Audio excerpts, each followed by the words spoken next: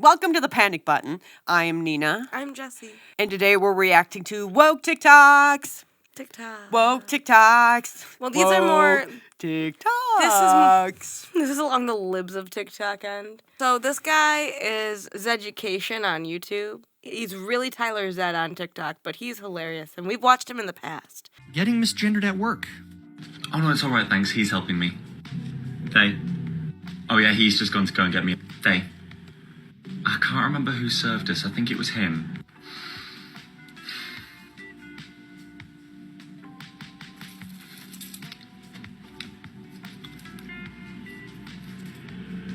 The whole world isn't bowing down to my new rule. Bow down to the new rules, everyone. Otherwise, you're canceled. When I go to the store, I am not looking at people's faces. I'm looking at what I need to get. Or their name tags. And leave. I'm not looking at their face, their name tag. I don't know what they look like.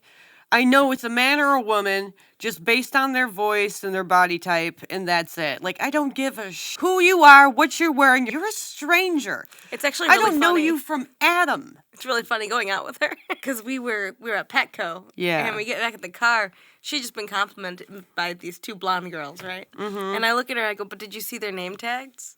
And she goes, what? I asked if she saw their name tags. And they all said they, them, ace, non-binary. And I was like, yeah. And she was like, I can't believe you noticed that. Because I would have never noticed that. Well, I was looking for their names. Why do you care? I've misgendered someone before it was a big deal. So just don't talk to them. You can say thanks, but you don't need to have a conversation. No, you're not even having a conversation with someone, like, he took care of my food, he did it up, right? Like he was saying. I look at the person I'm with, and I said, he's ready for us. And then I look over, and name tag says Vanessa. Are you serious?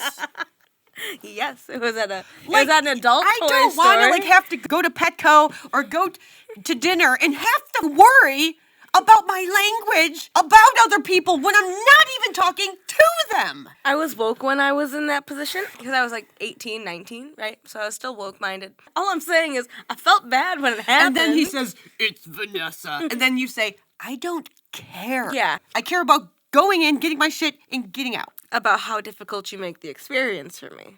I don't care about anything else. It's so inconvenient for the customer. That's what it really boiled down to. That's why I left. That's why I felt bad. It wasn't because I meant to call this person the wrong gender. I had no intention of that. No, my only goal was to check out and get the person I was with to the checkout. Mm-hmm. And in that entire process, I get these snide looks, snide remarks, and I just left the building because I was like, this is ridiculous. And this is before all this happened. People are so freaking vain. They actually think that strangers give a crap about their pronouns. I have shit going on in my life that's way more important than your pronouns. You are a stranger. I'm not going to give you respect if I don't know you. No one deserves respect. It is earned. I'm not going to give you respect you never earned, especially when you're coming at me for something I didn't know. Libs of TikTok is such an L, man. It has happened so many times where the person running this account will post some anti-LGBTQ propaganda. Like in this post right here where she says that a professor forces her students to enter their personal pronouns or they will lose points and not get full credit. Anyway, it's a stupid post. This doesn't happen the way that she says that it happens. But you can see if it's a stupid post, then why are you talking about it? Here that she said that the professor was from Fresno State. Libs of TikTok made that post on September 27th. On September 28th, there were bomb threats at Fresno State, forcing evacuation. The whole thing that she responded to was saying that it's crazy to not get credit because you don't want to list your pronouns, right? Regardless of if that's how it happened or not, because I don't know the ins and outs, your only point with this was to bring attention to the fact that she mentioned the university and that university had a bomb threat. So you made no point. You just wanted to say, see, she messaged the college, bomb threat next day.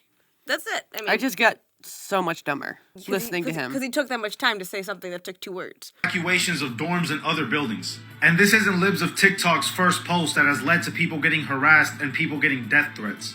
As you can see, hospitals and doctors around the country are facing harassment and even death threats over the medical care they offer to transgender kids. And in many cases, they have been the subject of posts by a Twitter account called Libs of TikTok as well. This is my response to this TikTok. Sir, you have no talent. Move on. Skip this guy. I don't give a shit. He's one of those people who, like, you're friends with and you really don't want to be friends with because all he does is talk at you and he never asks you questions, never backs up anything with details, statistics, information that's valid.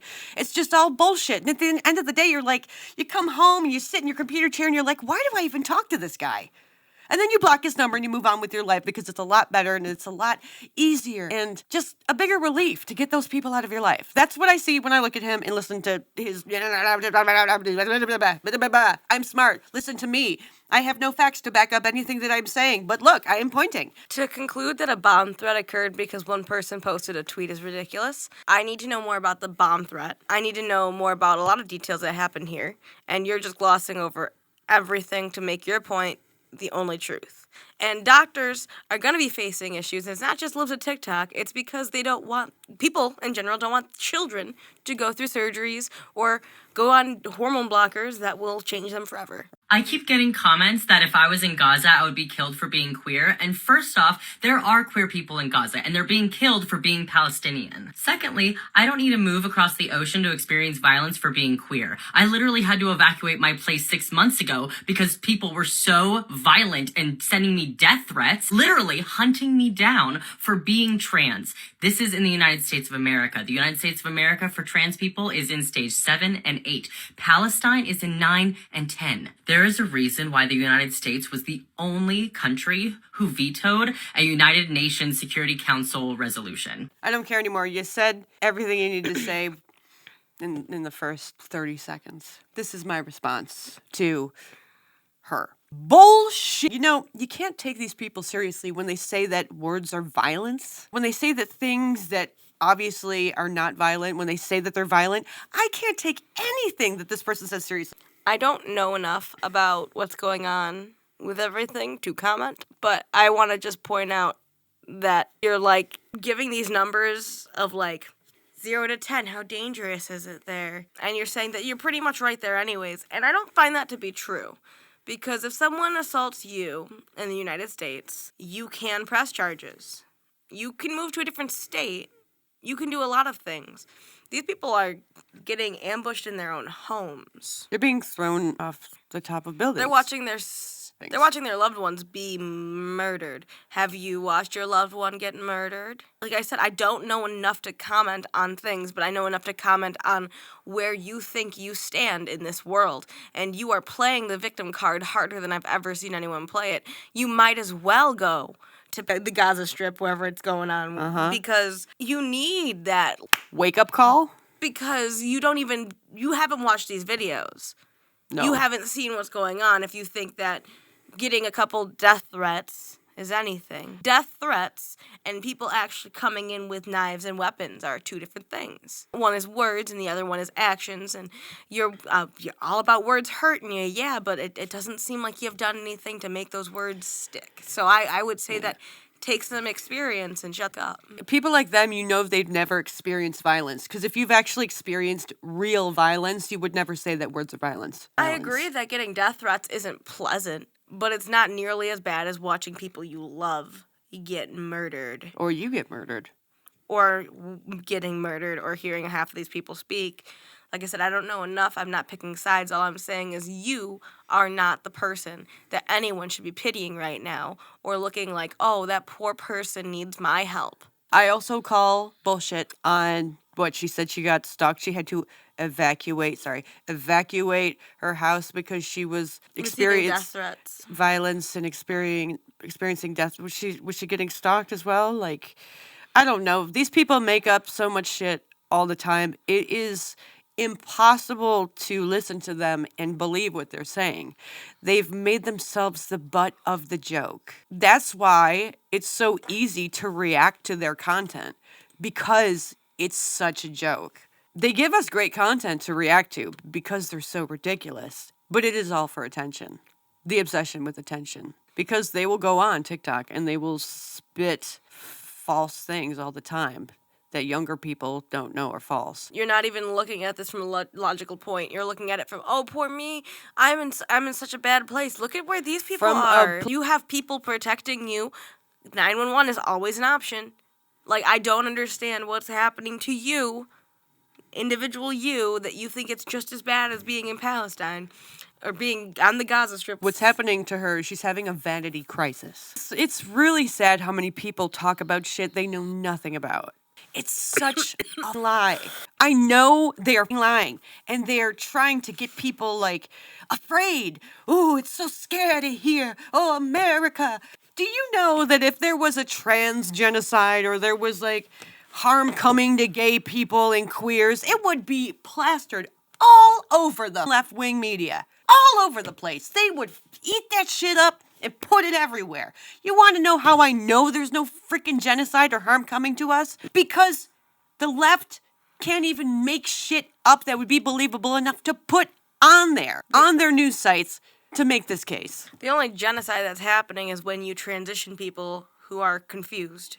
Then you leave them unable to have children, mentally in absolute anguish, women with lower voices, men with lack of testicles, and you're wondering why there's this random genocide of homosexuals. Where did all the homos go? Where did we go? You're turning them as straight as you can. If I said, I feel like a man, but I'm still into women, then I am correcting my gayness, am I not? They're sterilizing homosexuals. That's what they're doing. Dylan Mulvaney accepts Woman of the Year award with beautiful message for trans youth. Now listen, a lot of y'all got a hate boner for Dylan Mulvaney, and I get it, because a lot of that behavior is there a word beyond cringe, right? And then in terms of setting things back, I mean, crazy play, right? Crazy play, Dylan Mulvaney, too, in the middle of it was so crazy. Back in the spring, if there ever was a moment where, like, we really were on the edge of, like, some real trans rights being rolled back, was, like, the same month that Dylan Mulvaney was on the Bud Light can and that Nashville came running through that kid's school. For that to happen simultaneously, I was actually feeling the heat during that, right? Have you seen him accept his award? I don't think so. I just don't like Dylan. I don't either. He's a mean girl.